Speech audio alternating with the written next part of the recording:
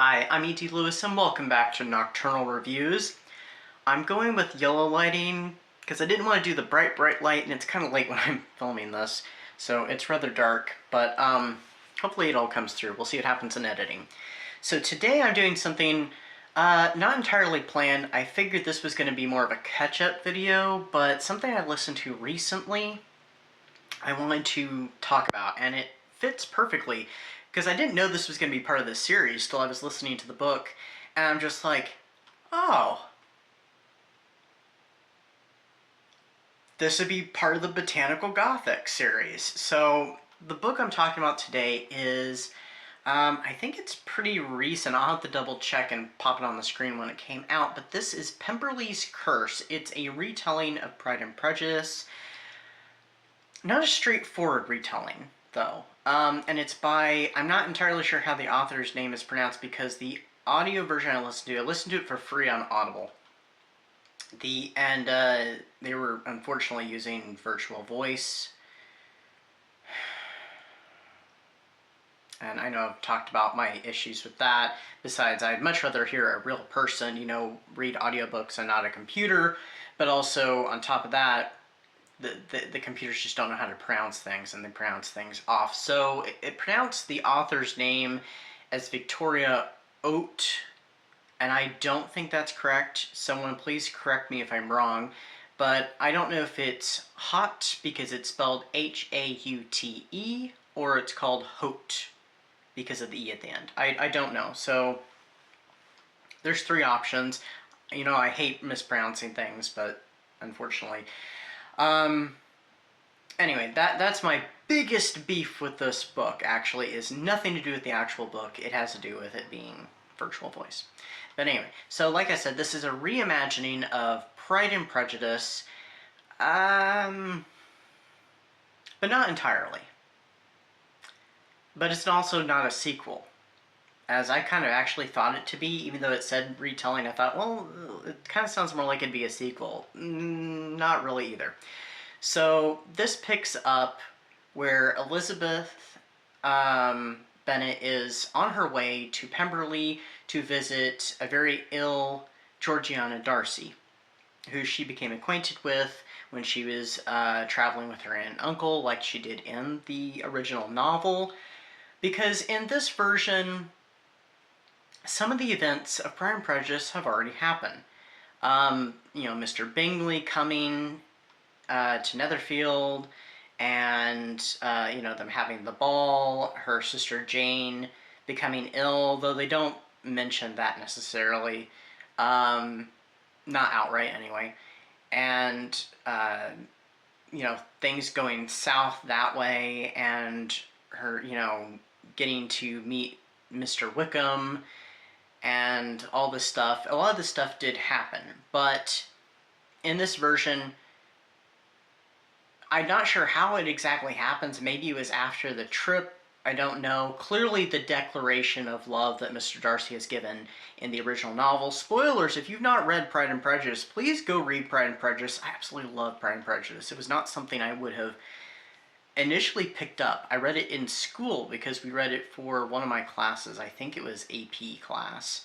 And I absolutely just fell in love with it, and I was watching the miniseries with Colin Firth while we were reading the book, and I mean it's an excellent adaptation. It does leave some things out. It does add some little things, but it's pretty faithful adaptation, and the performances are fantastic, and everything about it is just fantastic. Anyway. So some version of the events has still happened because, I don't think the declaration of love has happened in this version anyway, and also Elizabeth, here's the bombshell, Elizabeth has accepted the marriage proposal of Mr. Collins.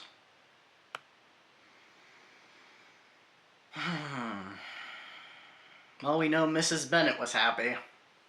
But anyway, so that's kind of our setup. She comes to Pemberley and she learns that things are a little off in the house. The household staff are a little on edge. She hears about flowers that appear out of nowhere, and that there have been specters seen, and Georgiana's illness seems to be brought on by a family curse. So, yes, this is a ghost story, but it's also a botanical gothic because Foxglove plays a big part in this story, especially the symbolism.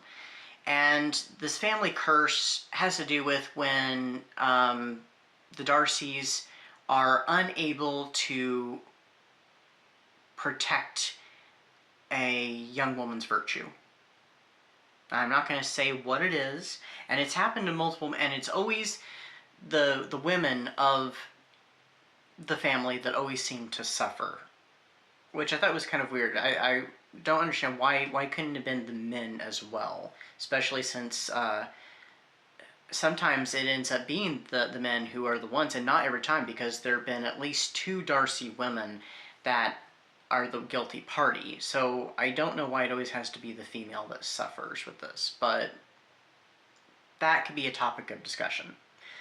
Foxglove I thought was rather interesting. It doesn't play a huge part, but it does pop up recurringly, and it is part of the mystery, which I did look into the symbolism of Foxglove, which I meant to do that on, I think, the last Botanical Gothic, but I kind of forgot, with the book Foxglove by Adeline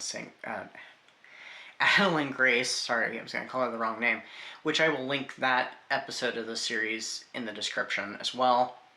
So please check that out. Foxglove represents a number of things, but what fits most for this is, one, mystery, and also deception, because there is a lot of deceptions that end up happening. The covering up of these things that have happened, the covering up of the family, you know, over the generations, you know, what has happened. And this kind of goes back to something that is referenced in the original novel, but it takes it a step further, which I'm a little shocked that they did it, but I mean, it kind of fits. I did look at some of the reviews on this book, and some people didn't like it because they thought it was written too over the top. I didn't think so. I mean, it's a piece of Gothic literature, even, you know, Gothic romance even, because it's definitely that too. I think this would fit into some light horror. Not light as in the comedy side, but, you know, like gentle touches of horror in it. More terror, though, but I feel like nowadays terror and horror more or less marry into each other. That's a whole other thing that I have a theory on, because I don't think the two are so separate anymore as they used to be, like they were in Jane Austen's time.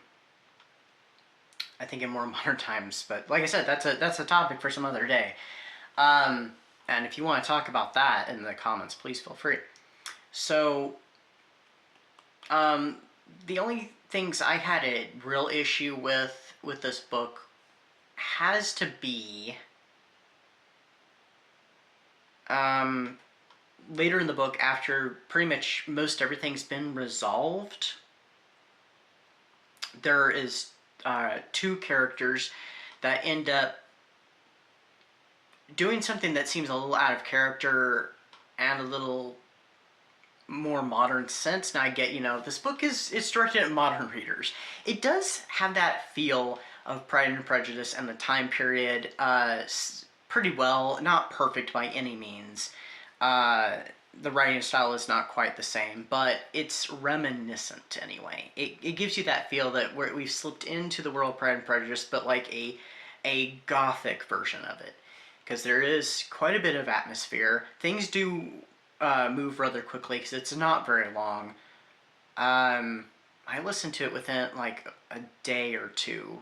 It didn't take me very long to get through. It was not a very long book. But anyway, what I really loved about this, besides the Gothic atmosphere and the mystery, is that I love how Elizabeth is portrayed very true to her character. She is rather straightforward. She is a very strong character. She voices her opinion. She's the strong female character that we know from Jane Austen's books. The only thing is that's weird is that she made the decision to accept Mr. Collins' proposal, whereas in the original book she doesn't, even though it puts her family in an awkward and rather uncertain position. That she takes the other hand, the other option. Sorry, I wasn't sure how I want to say that. But anyway, what did I rate this book? 4 stars. It probably would have been 4.5, but that one scene, and I have to agree that it did get a little too over the top after everything was resolved. And I mean, Gothic is supposed to be over the top. That's why I excuse it at the beginning and throughout most of the book, because heightened emotions is part of the Gothic. It's part of the tone. It's, you know, it's part of the Gothic's language.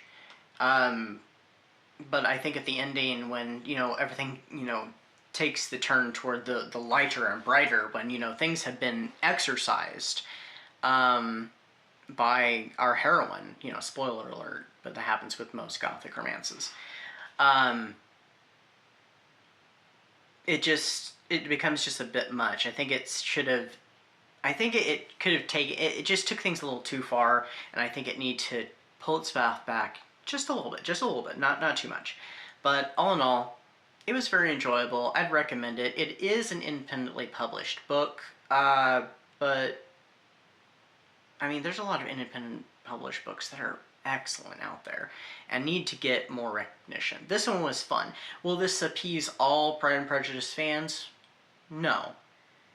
Is it on the same level as Pride and Prejudice? No. But I think it was very well done. And, you know, greatly works as a fun piece of Gothic romance literature, modern Gothic romance literature even, and Botanical Gothic as well. So that is my review. I hope you have enjoyed your month of May.